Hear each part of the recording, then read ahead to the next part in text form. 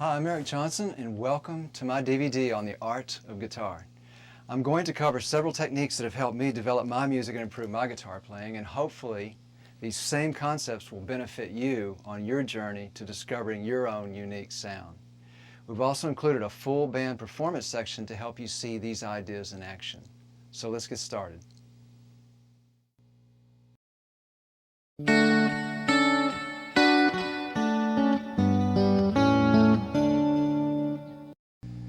Key number one is to start simple and start slow.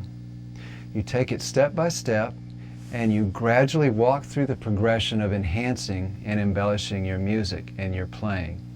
In other words, if I had something very simple that I wanted to play,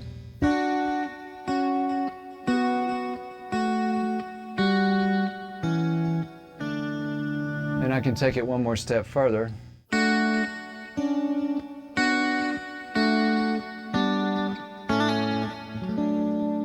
and I can keep working on it slowly.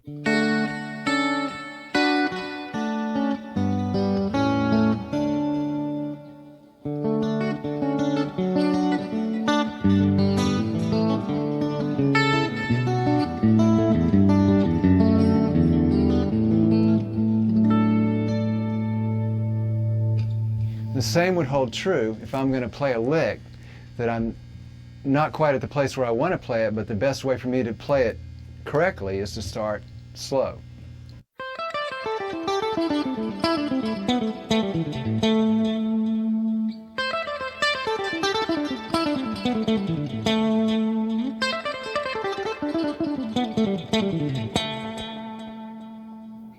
And then I can get the desired effect eventually that I want.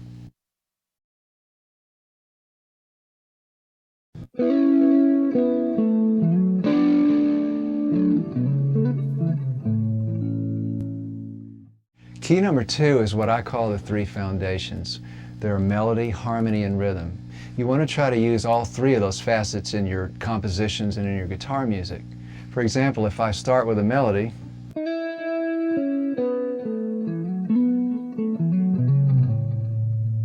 then I want to add some kind of harmony to that,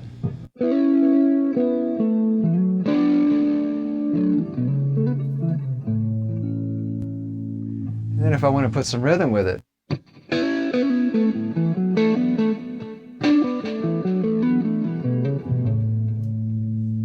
Another thing to try to remember when you're writing guitar parts, because they'll fit better with the bass and the drums or whatever orchestration you might have, is to not always be on the one beat, especially if you're doing multiple guitar parts. You want to try to use the guitar almost as if it was a percussion instrument as well, so I don't have to be right on the one. I can be in different places and it adds color to what I'm playing. So if I was to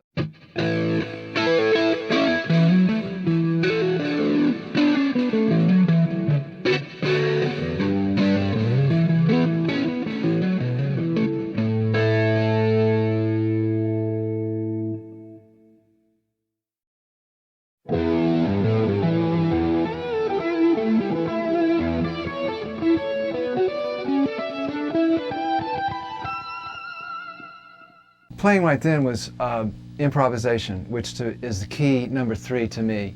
It's the lifeblood of music, and it's the process of realizing that and acknowledging that music is a gift and it is available to all musicians. So cultivating the ability to improvise is extremely important, and we work on the ability to receive that gift by simply listening to our own creative impulses. You use your own intuition, and you learn to listen before you're always broadcasting what you want to play. You stop and just listen to your own intuition. It's a very important navigational tool to play more meaningful solos as well as compose better. And if you listen to Jimi Hendrix or Duke Ellington, Bach, Mozart, anybody, you can hear improvisation as the tool that they use to create their compositions. So a song that I might have had simply by improvising, I was sitting around, I just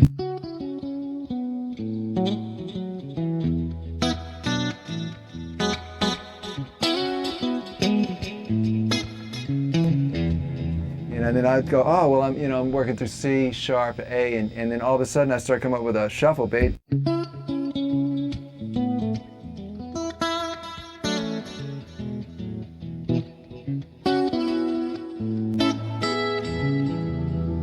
And And that would eventually lead into a song that I had called Trademark.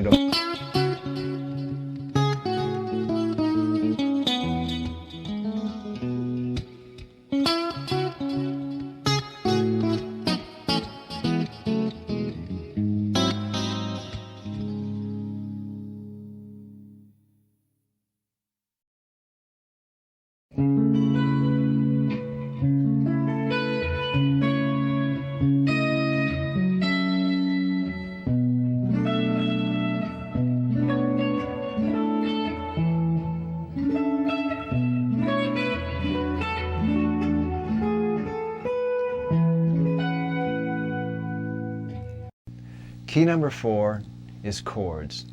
I like to approach chords as a group of combined melodies, as if they were multifaceted in a supporting form to create one big cluster of rhythm. So you can move around these melodies from inside the chord, and you can start very simple. If I had simply a G chord, and then say I wanted to make it a major 7th, maybe I wanted to add a 6th in there. Then maybe I wanted to put a 9. Now I could change that same chord to a C chord by simply adding a C, and the root would not be the 1, but I'd end up with this chord like, which is a very interesting chord that simply came by taking step by step from a G chord.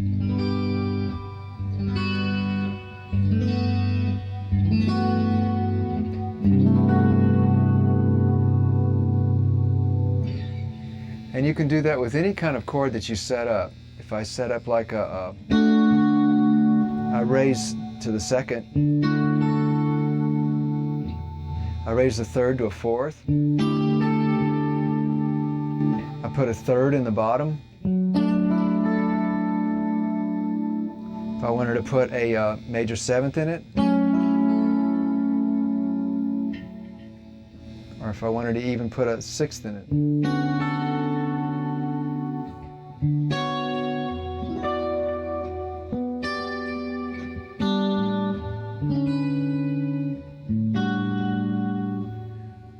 You can flatten and sharpen any of those.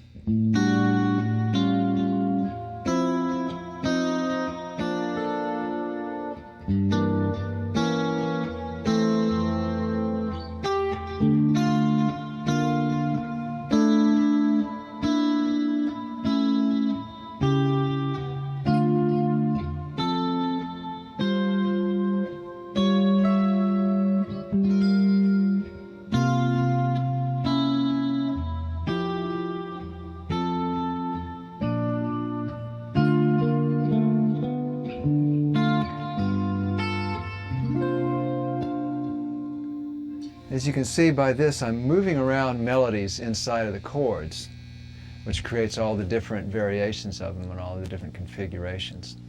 So you can, I like to use a pick finger combination when I do that. That's usually how I play rhythm.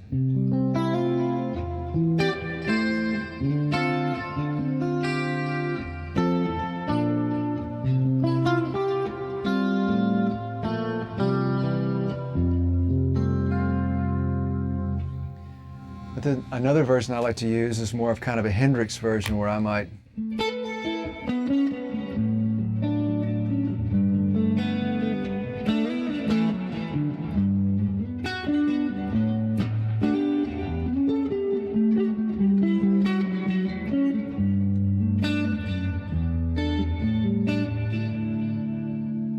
and that's basically using more of just all the pick. Another version I like to do is where it's more a Keith Richards type thing, where it's just more.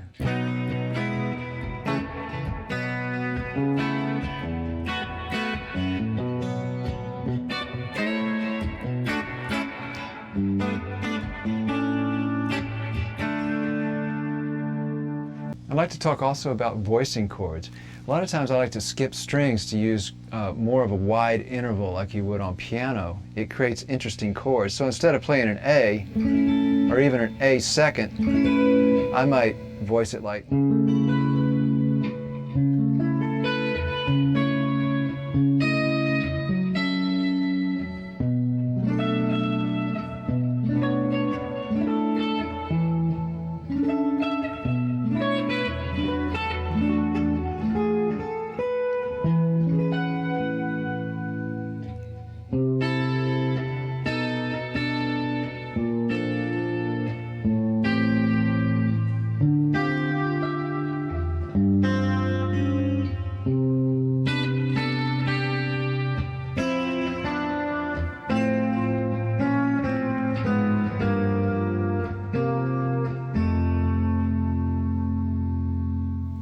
So this can be done by just moving around the third and the fifth, or the root note as well. And you just skip strings in between.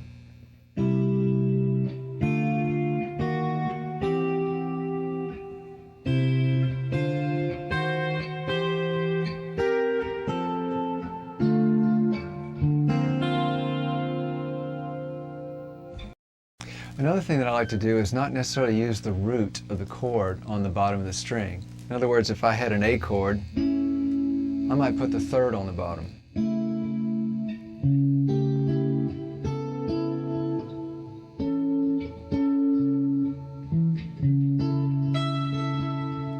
Or I might put the fifth.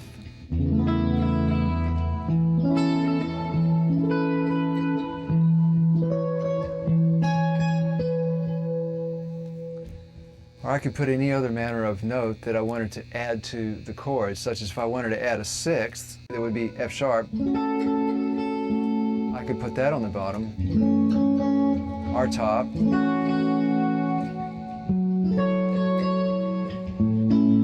I could do a seventh.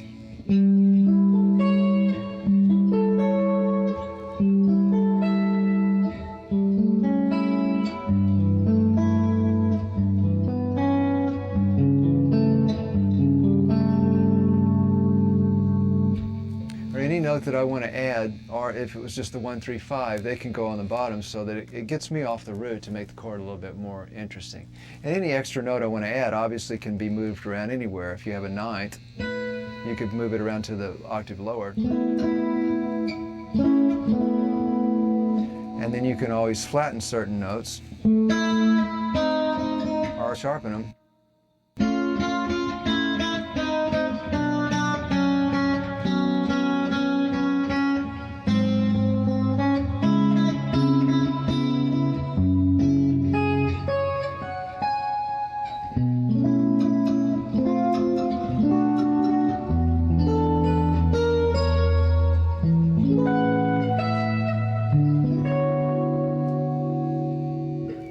Idea once again is to just let all the chords move around with all the melodies that are happening within the chord.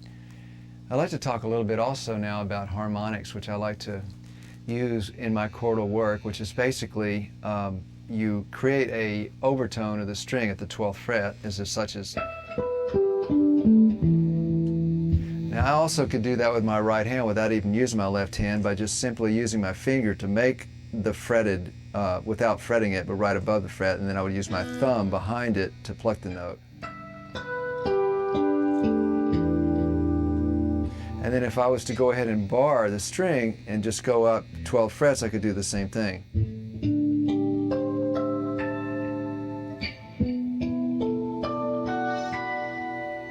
And then I can start making it more interesting by making certain chords, and certain ones I might create a harmonic, and the other ones I might let go ahead and just ring out as a regular chord, but once again using my right hand to do all the picking. So it would be.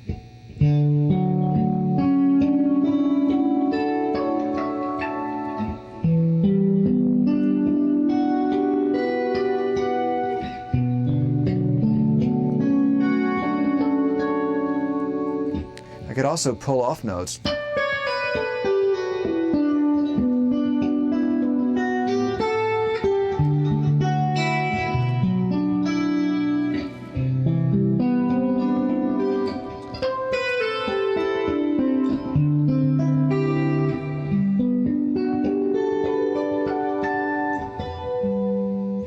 You can use these harmonics as creating as a succession into another part. In other words, if I wanted to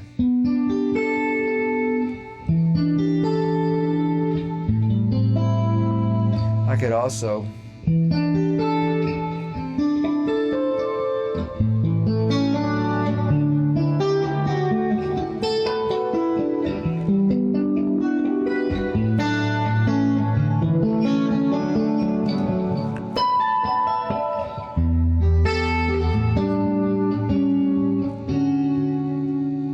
This technique of harmonic playing, where it's kind of like a harp, is one that Lenny Breau started years ago. And so I refer to it as the Lenny Breau style. There's also the Larry Coryell style, which I saw him do once, where he actually he does a couple of notes at once, such as.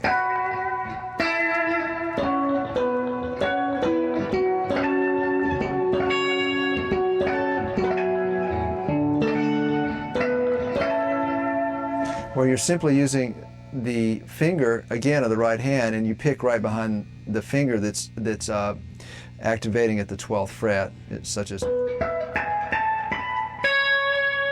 And this technique is more of the classical style, where you pluck right at the 12th fret.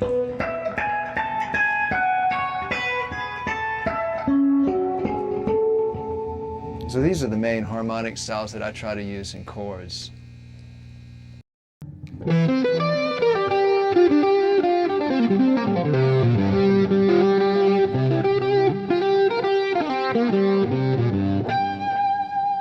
Key number 5 that I like to talk about is lead. To me, lead is finding that melody that's from within the chord, and you want to try to use the patterns and the scales only as a means to an end, so you don't necessarily get bogged down in just patterns and scales. If I was to name two of the biggest factors in my lead technique, it would probably be the picking and the dampening. The picking I usually do is an upstroke picking, where the pick literally goes up from the pick guard.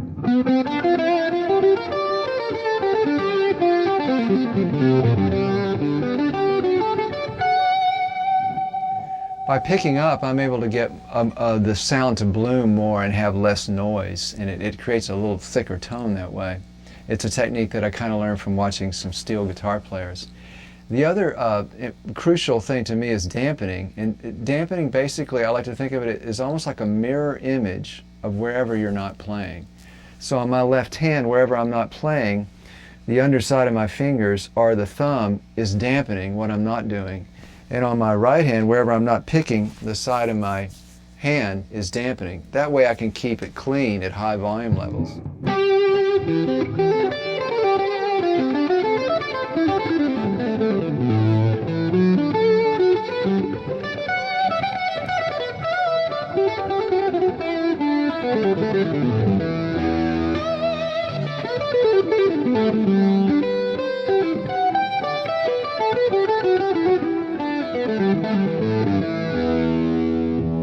And the whole time I'm playing, I have the side of my hand dampening the strings wherever I'm not, as well as the underside of my fingers. And it takes practice to try to work at that, but it becomes kind of second nature the more you do it. So I'd like to move on to other techniques I use, where I might slide up to the note, like.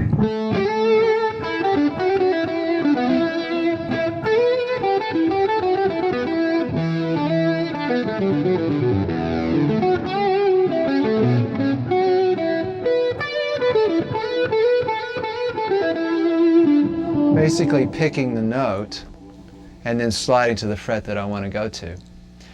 Another thing is stretching the string, and there's a couple of different ways that I might stretch the string. I might do it where I want to be in tune.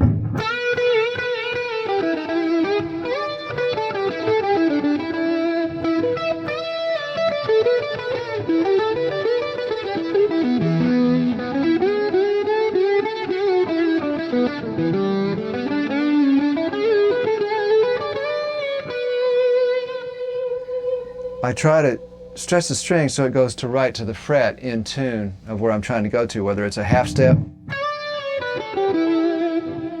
or if it's a whole step, or sometimes it might be a minor third step.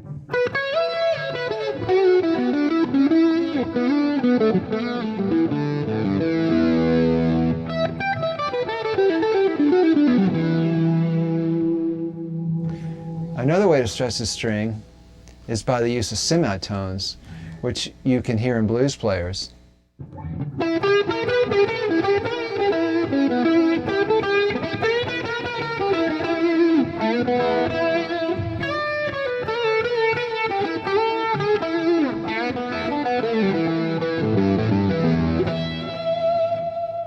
Semitone means you're not stretching all the way to the next fret. You're actually finding a place in between. That's why it's called a semitone. So that stretching is actually just halfway.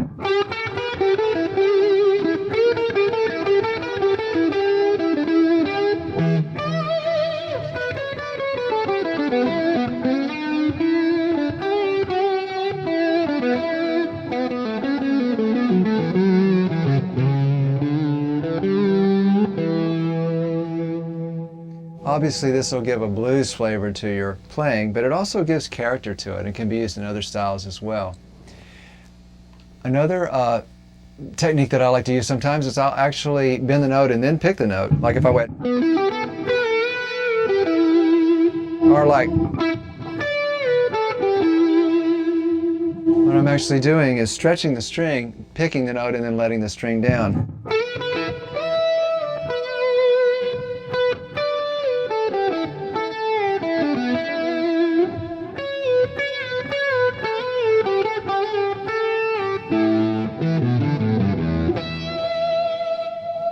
This is just one of the many flavors that you can use to add personality to your playing. Another one obviously is vibrato, and there are several different types of vibrato. There's the regular style that I like to use, which is kind of a wide throw to it, like.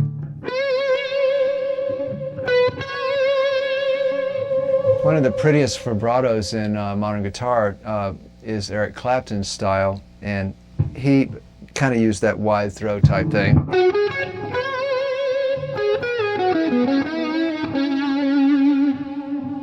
Another style that Clapton used is where you just gradually rock the string, kind of pushing forward towards you from the floor.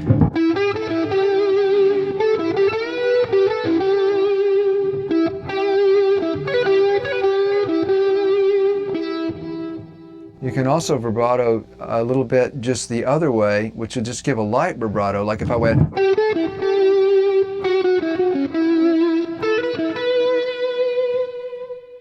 Using vibrato and stretching the strings with vibrato is something that you have to kind of work on. It takes a while, but once you get it, it adds another personality to your playing, which makes it a lot more interesting than just having the note generically be there.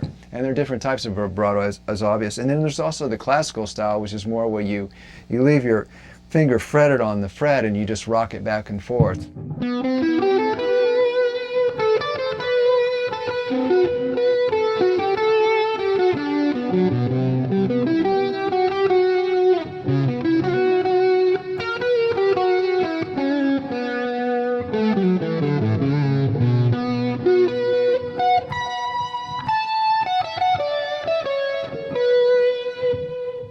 This technique is just to give a little bit of flavor to the note without even hearing much of the vibrato.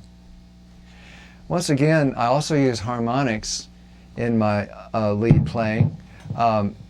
Most of what I do is where I'll actually use the side of my thumb 12 frets up usually, or maybe even 24 frets up, and then I pick right behind it.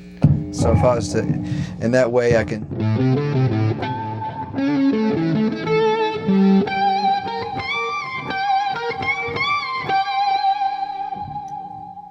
If you can get a close-up of this, it's.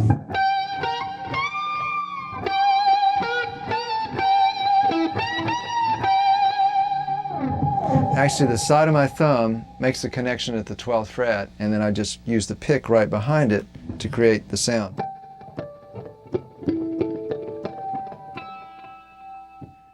I also like to use a technique I call slap harmonics, where I might just slap at the 12th fret.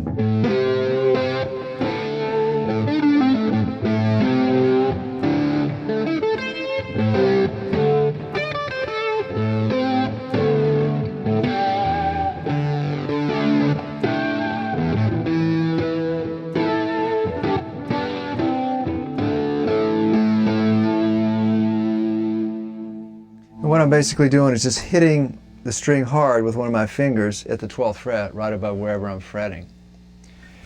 I can also use the pick if I wanted to create the classical style harmonic, but using a pick as well.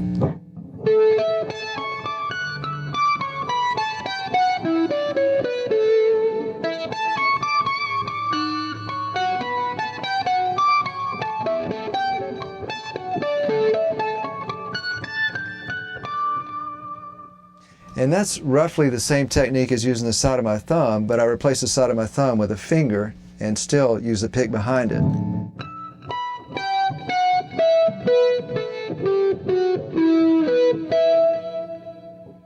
These techniques take a little while to get, but they can add a lot of flavor to all the lead stuff you do. And it's best to use all this stuff in a conglomeration as you're working through your lead patterns. Another thing that's very helpful to me is passing tones. They help alleviate stock positions. If I was playing a stock position, say, and I want to put a passing tone in,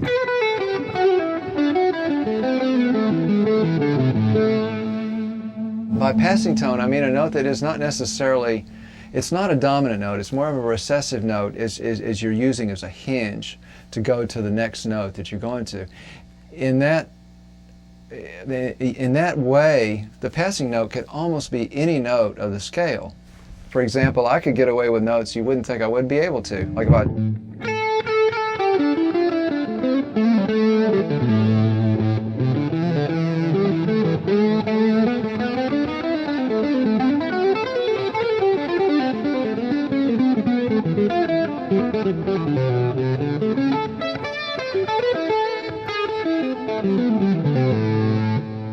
Basically playing through any of the notes, as long as they're recessive and you're not hanging on them, they're just simply a hinge, and they can work well to like connect different patterns.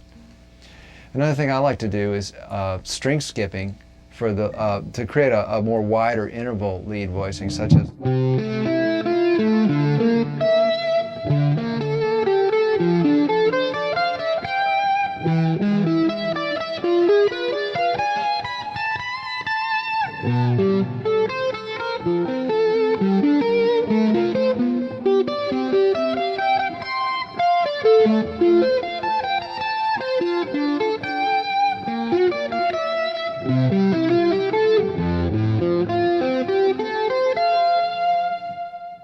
And I'm basically playing the same notes that I might play if I was just staying in one pattern, but I'm just flipping them into another octave, and I'm going back and forth between them.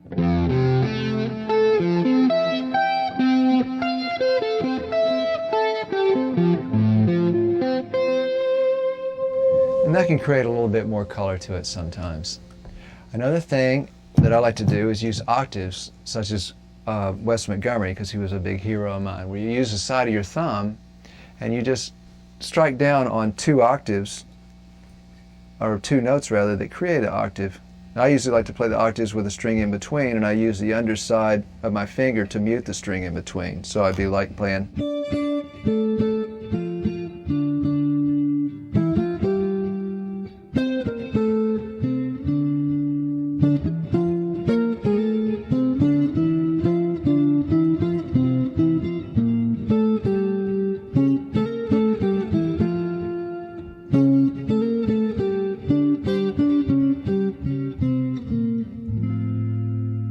I can also play these with a pick, as I did in a song called Manhattan.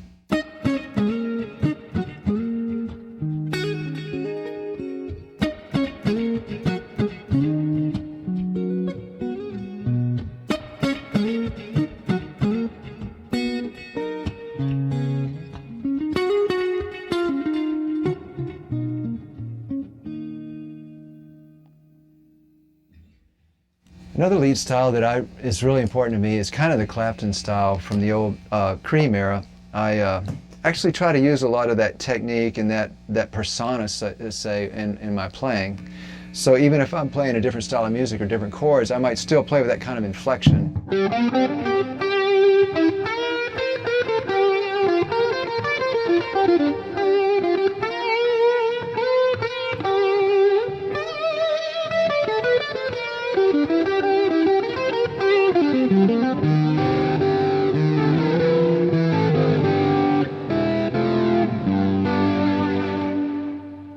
And by persona, I mean I can take that kind of style and then put it into my own playing and play my own chords or play my own licks, but kind of use that kind of attitude that Clapton used in the Blues Breakers, which I think is a beautiful style.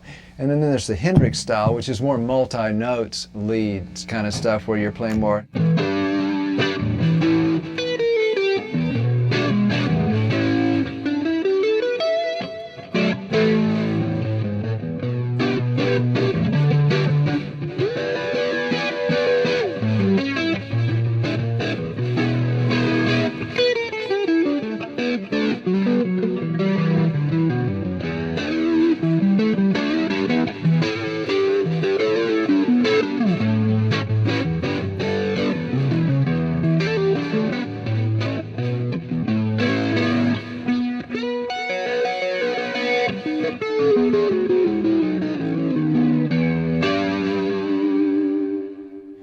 basically, I'm just trying to use a couple of notes at the same time to play lead rather than just always referring to just one note at a time.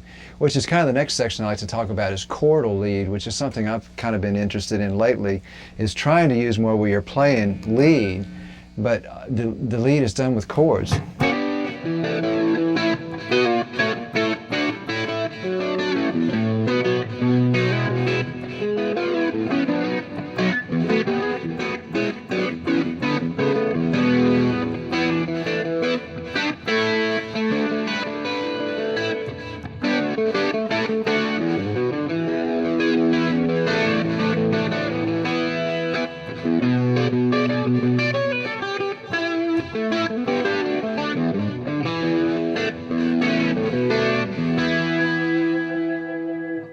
Once again, it's just another way of adding a little bit of a different interpretation to your lead playing.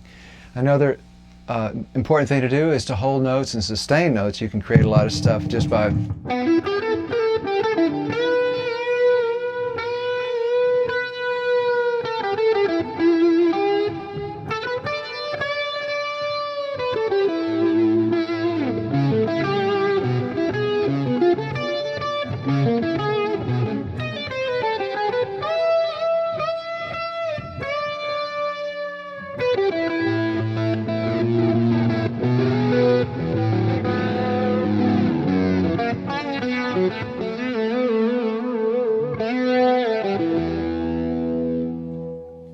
just to create a different emotion is what that usually is used for.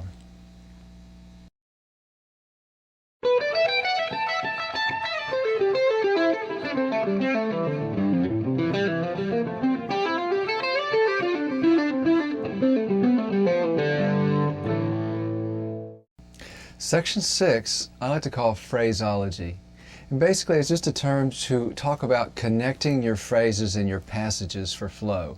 So if you're using scales and patterns on the guitar, you want to have ways to connect them to where they have more of a flow to them. And you want to use the scale and the pattern as the tool.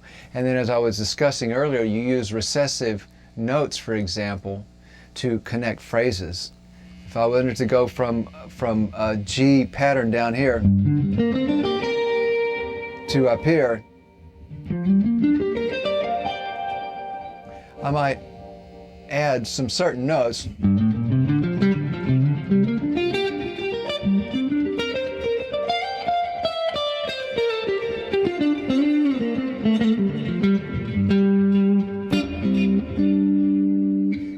Another technique that I like to use when connecting phrases is the use of open strings. They can be used as a convenience to help me get my hand position up to the next pattern. For example, if I was doing an E run, like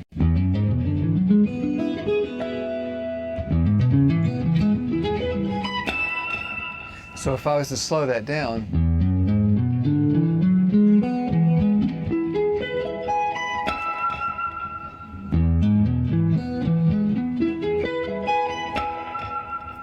another way is to use an open string, the same thing but a different pattern.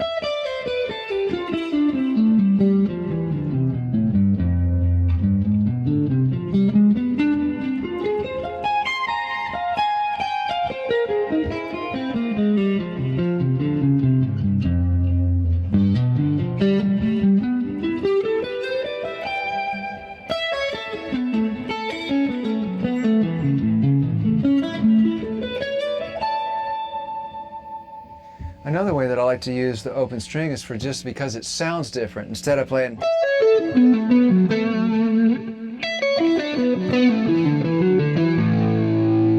by the use of the open string, you can create a different timbre to the tone right there.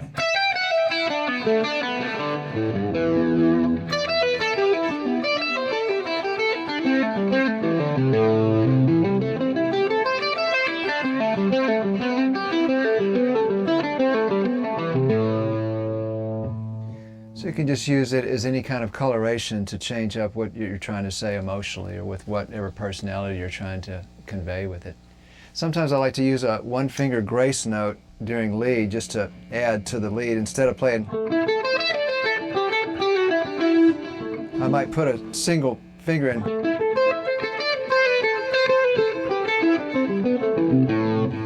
notice this on the right hand. It kind of changes the tone with that.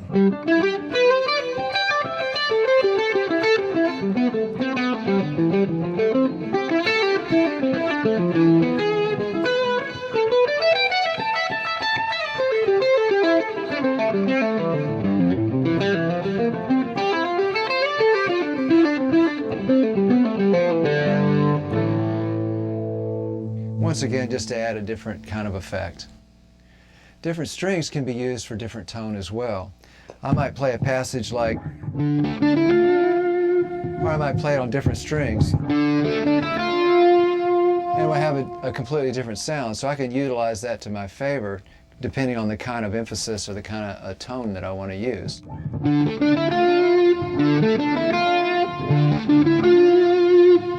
Those are the same notes being played just on different strings, and obviously the higher the string, you're going to get a punchier sound, and the others will be a thicker, more mellower tone, depending on the type of effect you want. And string skipping, again, is a tool I use for phrase connection.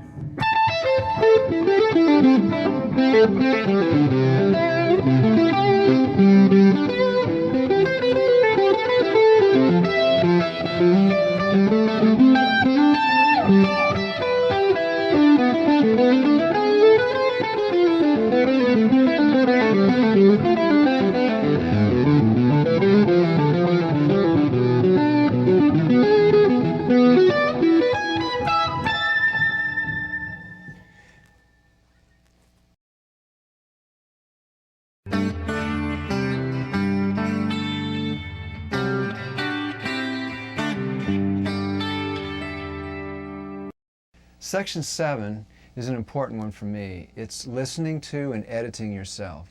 And that's basically the way that I come to terms with what I'm actually playing versus what I might be dreaming in my head or romanticizing. It's easy for me to hear stuff in my head and think, oh, this is really great. But what's really important is you have to monitor and see where you really are in reality. And the best way to do that is to edit yourself and listen to what you do. And the techniques that I use to do this, first off, I try to be honest with myself. I try to take a discerning, honest look at what I need to work on and where I'm going and where I am. I listen to recordings of myself, either practicing or work tapes, etc. And it can be any kind of tape system at all. It doesn't have to be a fancy one, but that you have the ability to hear yourself back and get an image and see where you are. It's important to me to be open to feedback from others that I respect, because they can sometimes have a perspective that I don't. Another important thing for me is to monitor the audience response. If I go out and play a show, certain songs might get a better response than others. If I in tandem look at that with an honest look at myself and think, well, what is it that they liked, what is it they didn't like, I am able to take an objective look at my music and see where I might be able to improve what I'm playing. Another aspect of trying to monitor and edit myself is, as I said earlier, where you're refining a part, where you might start with something very simple, but through a series of progression you take it to where you want it to be. And in this particular perspective, I would look at it like I want to really go out on a limb with something, try something new, but I want to gradually refine it by monitoring and be honest with where it is to where I need to get it to be.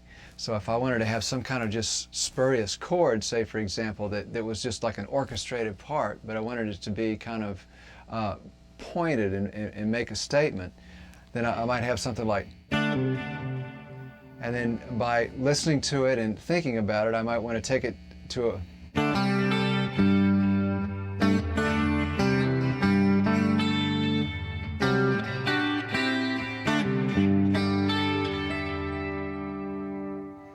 thereby I would see it through a process.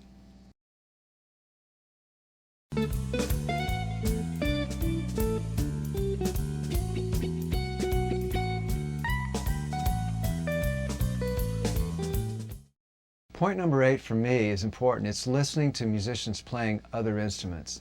That gives me a wealth to draw upon, keeping the guitar playing fresh by the sound and also by the musical content. It breaks down my conception of limitations for guitar. For me, listening to piano or stringed orchestral instruments and saxophone is an ideal source because the tonality of them is very appealing to me. To paraphrase a couple of the musicians that I admire, one being Jimi Hendrix, he said there was always a guitarist that he could learn from. Anybody that he might see, he was open-minded enough to know there was something there that he could bring away from it and learn from. To paraphrase another musician that was one of America's greatest, Duke Ellington, he would say that all styles of music are basically good, that there was something always to hear of merit in any kind of style. So staying open-minded is very essential for me, and remaining a student of the guitar so that I can always continue to evolve.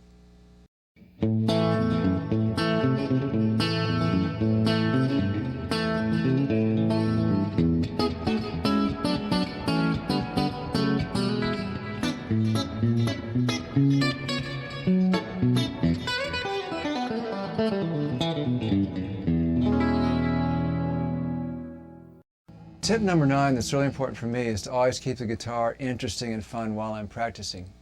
If I do this, then I'll end up practicing more and I won't get burned out or not want to. Also, then I have more to give and I take more with me when I go to perform the music live. Another aspect that's important to me is to choose carefully where I do draw that inspiration and encouragement from in my music.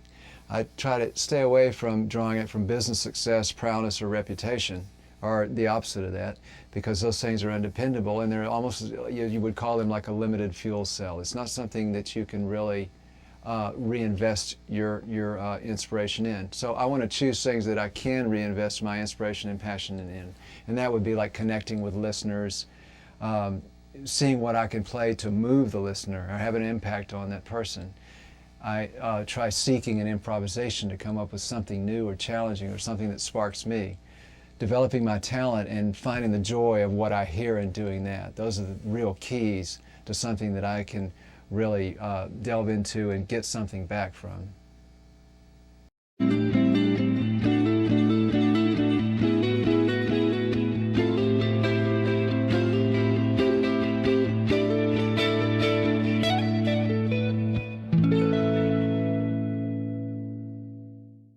The last point, point 10, that I'd like to talk about is standing in your own unique light. You try to do what you do that's unique and your place in the musical world. Putting emphasis on that instead of trying to be like someone else or trying to play something that someone else might play better than you, whereas what you play that's unique would be special and only to you. Identifying and developing that and your own uniqueness and originality is a key. A number of styles that I copy, but then I like to reassemble them together to kind of try to make my own style. Ultimately attached to being creatively original and discover your own voice. I hope these concepts might help. Remember that the music is inside us all, and all we have to do is learn how to dive deep and find those pearls. Thanks for watching.